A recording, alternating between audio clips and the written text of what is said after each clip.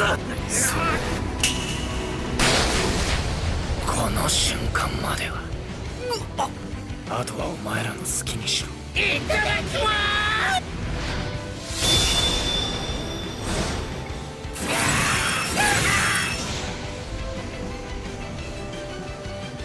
なるほどな。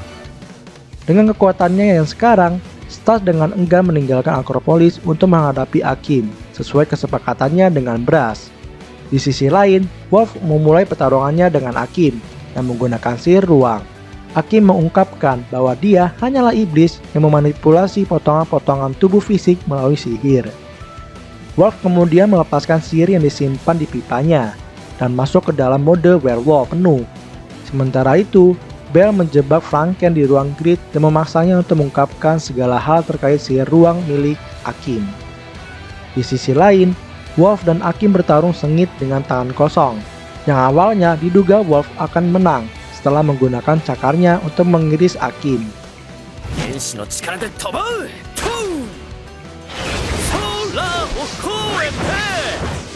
Pada saat yang sama, Stas muncul, tepat saat Akim mulai menyatukan kembali tubuhnya.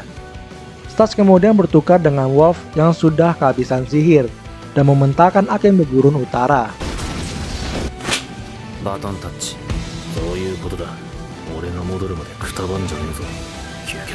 Di sana terjadilah pertarungan Stas melawan Akim. Stas melepaskan rentetan pukulan sihir kepada Akim, tapi tidak berpengaruh dan tidak ada yang kena, sehingga membuat Stas bermaksud untuk menghancurkan Akim dalam satu serangan besar, yaitu Kamehameha.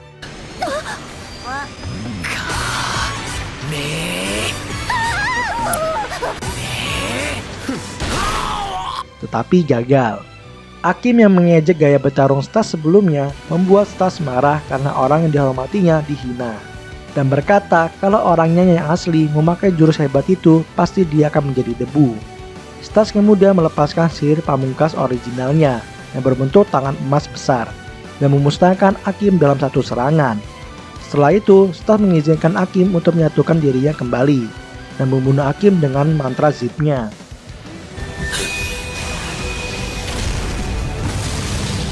Tidak lama kemudian, Wolf mendekati Stas dan menantangnya bertarung.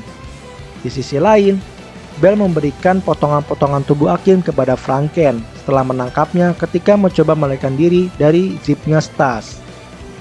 Bell bertanya tentang Akim kepada Franken, yang akhirnya mengetahui bahwa Franken telah memperoleh tubuh inti Akim dan sihir ruang milik Bell oleh pihak ketiga yang tidak dikenal. Brass dan Liz kemudian muncul dan memenjarakan Franken dan Akim di kotak mainan Liz sebelum mendekati Stas yang menolak untuk melawan temannya Wolf dengan kekuatan penuh.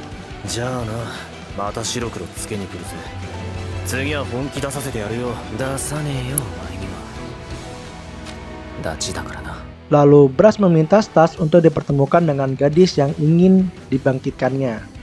Bell mengantarkan Brass dan yang lainnya kembali ke ruang pemeriksaan Franken, tempat Fuyumi dan Mamijiro menunggu. Saat Brass bertemu Fuyumi, perkenalannya membuat Stas marah. Karena tidak ingin berutang budi, membuat Stas menolak bantuan Brass dan akan menggunakan metode sementara untuk memulihkan Fuyumi dengan darahnya sendiri sampai Brass berhasil membangkitkan Fuyumi sesuai janjinya. Setelah itu, mereka kembali ke kafe mata ketiga. Setelah Brass meminta untuk melihat tubuh asli Fuyumi menggunakan sihir ruang Bell. Di sana Deku dan Yoshida dibuat ketakutan setelah mengetahui Brass dan Liz adalah saudaranya Stas. Di saat berbicara dengan Stas, Bell mengungkapkan kecurigaannya terhadap perkataannya Brass sebelumnya tentang dirinya dengan Fuyumi dan menitipkan sebuah bel ajaib untuk diberikan kepada Fuyumi yang jika dibunyikan akan memanggilnya saat Fuyumi membutuhkan bantuan.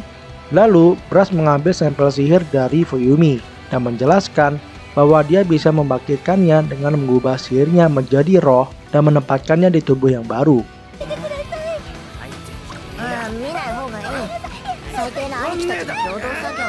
Setelah mendapatkan semua yang dia butuhkan, Brass pergi ke Akropolis untuk mempersiapkan proses kebangkitan dan meninggalkan Liz untuk berkeliling di sana.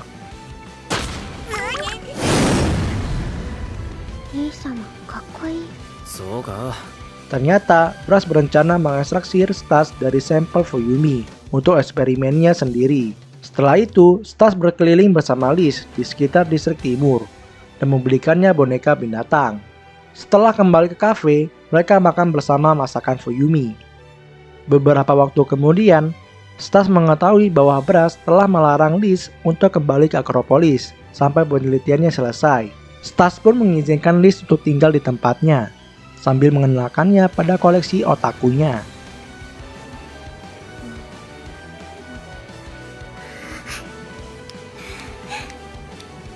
Di saat Liz sedang nonton film, Stas memberikan sebuah bel yang dititipkan oleh Belle sebelumnya kepada Fuyumi.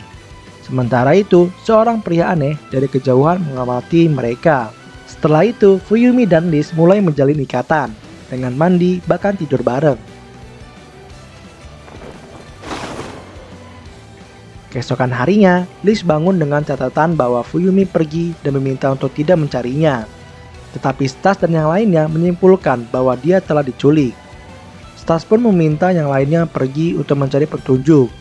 Liz memberitahu Stas kalau Brass telah memasang pelacak pada Fuyumi. Stas pun memohon kepada Liz agar kembali ke Akropolis untuk mendapatkan bantuan Brass. Bahkan sampai Stas mau mengorbankan semua koleksinya kepada Liz. Liz menyetujuinya, tetapi hadiahnya cukup boneka yang sebelumnya Stas belikan. Liz pun pergi ke Akropolis menggunakan tiket dan dijemput oleh monster terbang. Di sisi lain, Deku dan kawan-kawan mendapatkan petunjuk tentang tersangka. Rambut pirang yang terakhir terlihat menuju bagian selatan dunia iblis.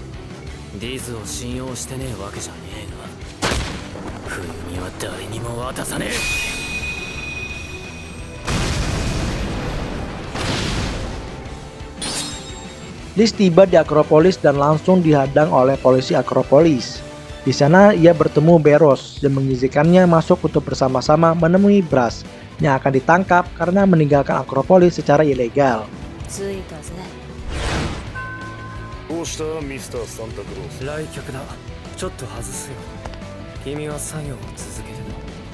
Setelah tiba di rumahnya, Brass kemudian ditangkap oleh Beros dengan memasangkan kutukan Underdog Choker, sebuah kalung yang membuatnya tidak bisa menggunakan sihir, dan meninggalkan Liz untuk menjaga rumah.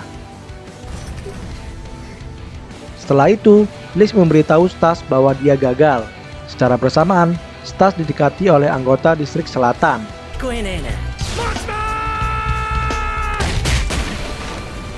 yang membawanya ke bos wilayah itu. Di sini, Stas mengetahui bahwa pria itu tersangka bernama Kenal Hydra yang tinggal di Dimensional Highway, salah satu dari 7 tempat ajaib dunia iblis yang sulit ditemukan. Lalu saat Kenal sedang makan, Fuyumi mendapat kesempatan untuk memberi sinyal kepada Belle menggunakan bel yang dia berikan.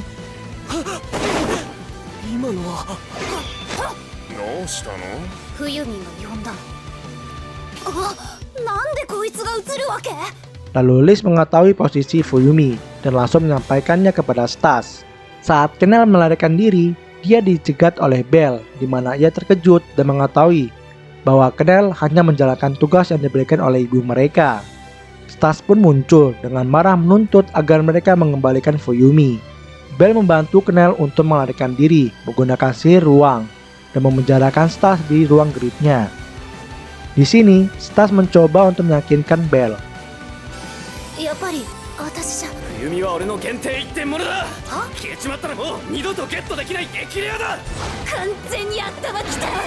Tetapi malah membuat Belle cemburu dan marah karena Stas selalu memprioritaskan Fuyumi dan tidak menganggapnya, sehingga mereka pun bertarung. Jika Stas menang, maka Belle akan mengantarnya ke tempat Fuyumi. Di sisi lain, Kenal membawa Fuyumi ke Dimensional Highway, yaitu wilayah Hydra. Lalu pertarungan Stas dan Belle dimulai. Dengan sihir ruangnya, Belle dengan mudah melukai Stas dan menghindari serangannya. Lalu Belle meminta apabila ia menang, Stas harus meninggalkan Fuyumi dan menjadi budaknya. Merasa lebih unggul, Belle meremehkan Stas dan memintanya untuk menyerah. Karena terlalu lengah, Stas berhasil menangkapnya dengan sihirnya yang menyebabkan Belle melarikan diri dengan meninggalkan pakaian bawahnya, termasuk tasnya. Stas merasa curiga karena Belle terlihat sangat cemas dan menganggap celana dalamnya itu adalah harta berharga. Padahal yang dikhawatirkan Belle adalah buku yang ada di tasnya, karena terdapat halaman yang mengungkit Stas. Namun ketika Stas mulai menyelidiki tas Bell, dia berhasil membaca sedikit halaman buku tersebut. Seketika Bell langsung menyerah. 来て一緒に見ようぜ。よく言った。持ち上げる必要あった。いや、忘れてて。 Di tengah perjalanan menuju Hydra, Bell bersedih karena Stas terlalu mempedulikan Fuyumi, padahal tidak sebaliknya, dan dialah yang lebih peduli pada Stas. Namun Stas dengan mengejutkannya meminta maaf karena menyadari semua yang terjadi karena kesalahannya, dan meminta Bell untuk melampiaskan rasa frustasinya kepadanya, dan membuat Bell tersipu malu. 勘弁してよ。危うく出しそうだったっつうの。参ったまでして隠した気持ち全部お前のせいだ。バーカ。 Dalam kilas balik, Brass melihat kematian ayahnya, raja sebelumnya di tangan raja sekarang. Setelah tiba di istana Akropolis, Brass diantar oleh Goyle untuk menemui raja. Kenel dan Fuyumi tiba di istana Hydra dan disambut oleh kepala pelayan yang mirip dengan ayahnya Fuyumi. Setelah berganti pakaian, akhirnya Bell dan Stas sampai dan bertemu dengan mereka. Bell meyakini bahwa papanya sudah tahu kalau ia dan Stas ada di sana. Oleh karena itu, Bell dan Stas berpura-pura menjadi pasangan, agar tidak timbul keributan kalau Stas datang ingin membawa Fuyumi, dan berharap ia dapat mengetahui arti dari perkataannya Brass sebelumnya. Lalu Fuyumi dipanggil untuk menemui nyonya istana bernama Nein. Setelah bertemu, terjadi reuni yang menyentuh dengan Fuyumi yang kebingungan. Sementara itu, kepala pelayan memergoki Stas dan yang lain, dan menjelaskan bahwa Brass dan Nein adalah kenalan. Di sisi lain, Brass tiba di tempat sang raja, Father Wolf. Ia memuji Brass atas tugasnya dalam membantu penangkapan Akim, tetapi merasa curiga bahwa Akim memiliki penampilan yang sama dengan bawahannya yang hilang bernama Pantomime. Sementara itu, Brass menyuruh Franken mengerjakan tubuh yang lebih kuat untuk Akim. Brass mengakui bahwa dialah yang mengatur penciptaan Akim sebagai deklarasi perang melawan Father Wolf. Merasa Brass tidak ingin menjadi raja dan sangat percaya diri, Father Wolf memberinya waktu 3 hari untuk membawa calon rajanya itu, di mana dia akan membunuh mereka berdua nantinya. Setelah itu, Brass yang akan diinterogasi berhasil melarikan diri dari tahanan Beros. Goyle yang terlihat berdarah dan Beros yang tergeletak membuatnya marah dan mengeluarkan mantra Angry Spear untuk mengejar Brass.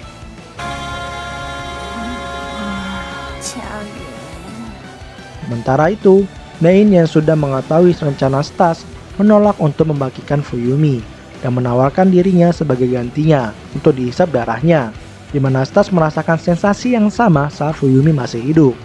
Nein menjelaskan keberadaan Doppelganger di dunia manusia dan iblis kepada mereka, di mana ia bertemu dan menyatu dengan Doppelgangernya sendiri, yaitu ibu Fuyumi, saat di dunia manusia bersama Bell, sehingga membuat Fuyumi dan Bell menjadi saudara.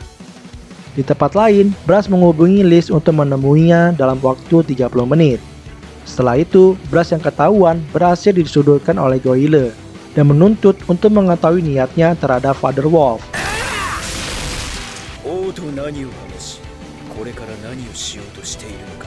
Namun, setelah memahami cara kerja sihir Goyle, Brass mengaktifkan sihir Blood Stalker yang mampu mengontrol darahnya sendiri dari jarak jauh untuk mengancam kehidupan Beros, sehingga mendorong Goyle untuk mundur. Lalu, Stas dipindahkan ke tempat lain setelah mengatakan perbedaan sensasi yang ia rasakan antara Fuyumi dan ibunya. Fuyumi kemudian mencoba untuk menerima semua yang telah terjadi padanya. Bell berkata setelah dia dibangkitkan, ingatannya akan terhapus. Di sisi lain, Stas bertemu dengan Head, pemimpin wilayah Hydra yang sudah mengetahui maksud dan tujuan Stas datang. Sementara itu, Deku dan yang lain menghadapi perebut daerah dari distrik selatan. Head menjelaskan bahwa setelah Nein bersatu, dia bersama Nein dan Yanagi bertemu untuk mendiskusikan keadaan mereka. Yang akhirnya Yanagi menyerahkan Nein kepada Head. Sebagai gantinya, dia membesarkan Fuyumi sebagai manusia normal sendiri. Lalu Head menuntut agar Stas menjelaskan motifnya untuk membangkitkan Fuyumi, di mana Stas menjawab bahwa dia tidak akan tahu sampai Fuyumi dibangkitkan. 冬美に対する本当の気持ちを。ぶっちゃけスタズのことどう思ってんの？好きなの？それは私を生き返らせようとしてくれてるんですし、気になりますけど、生き返ってみないとわからない。そうなんだ。Hal ini mendorong Head untuk memutuskan penyadapan Nein dan pergi ke tempat lain. Di sana Head memberikan satu syarat agar Stas bisa pergi bersama Fuyumi, yaitu memakan sesuatu, dan menipu Stas untuk membuat janji yang akan membunuhnya jika dia melanggarnya. よく言った。よくぞ誓いを立てたわね、スタッツ。それでこそ男の中の男。でもくれぐれも気をつけて。誓いを破ればあなたは死ぬわ。それはもう悲惨な最後を遂げるでしょう。わかりました。ならいいの。それじゃあね。違う。さすがに呪いって書いたのはわざとらしかったかな。さあただの催眠団子だ。 Setelah itu, Stas terbangun di dekat pintu masuk wilayah Hydra bersama dengan Fuyumi, sementara Head mencoba menyakitkan Nein. Setelah Beros tidak terancam, Goyle menjebak Brass dalam mantra Cool Decision. Lalu Brass diselamatkan oleh kedatangan Liz, dan mereka berdua melarikan diri menggunakan sihir teleportasinya. Di sisi lain, Nein tidak setuju dengan niat Head untuk mengizinkan Fuyumi membuat pilihannya sendiri dan mulai berdebat bahwa kewajiban orang tua untuk melindungi anaknya. Tetapi Head membantah bahwa Yanagi adalah ayah kandungnya. Di distrik timur, Deku dan yang lain dengan gagah berani mengusir perebut daerah. Sementara Wolf menerima surat dari Akropolis. Di tempat lain, Stas bertanya untuk memastikan apa yang diinginkan Fuyumi. Jika ia ingin dihidupkan kembali, Stas bisa menjadi pahlawan untuknya. Setelah banyak pertimbangan, Fuyumi pun menegaskan kembali bahwa ia ingin hidup kembali. Dengan senangnya, Stas akan mengabulkan permintaan itu, bukan karena Stas yang mau, melainkan Fuyumi. Kemudian Stas meminta izin kepada Fuyumi untuk bersama-sama meninggalkan wilayah Hydra untuk memenuhi keinginannya itu. Terlihat Nein dan Head menyaksikan keputusan Fuyumi dengan Nein yang masih belum menyerah. Head merenungkan bahwa Stas harus menjadi pahlawan sejati untuk menghadapi cobaan yang terbentang di depan. Lalu, sekelompok orang misterius terbang ke lokasi yang tidak diketahui dengan balon udara. Di sisi lain, Brass tiba di lab rahasia tempat Franken dan mengerjakan tubuh baru untuk Akim, yang ternyata adalah ayahnya sendiri yang ia sambut. Dan berakhirlah seluruh alur cerita dari anime Bloodlet versi anime santuy. Kalau kalian ingin lebih dapat feel komedi dan serunya, silahkan tonton sendiri. Jika kalian suka dengan video ini, support terus anime santuy dengan cara like, share ke teman-teman kalian, dan subscribe, serta nyalakan tombol loncengnya agar tidak ketinggalan update seputar alur cerita anime-anime seru lainnya. See you next time, ja matane, sampai jumpa di video selanjutnya. Losya!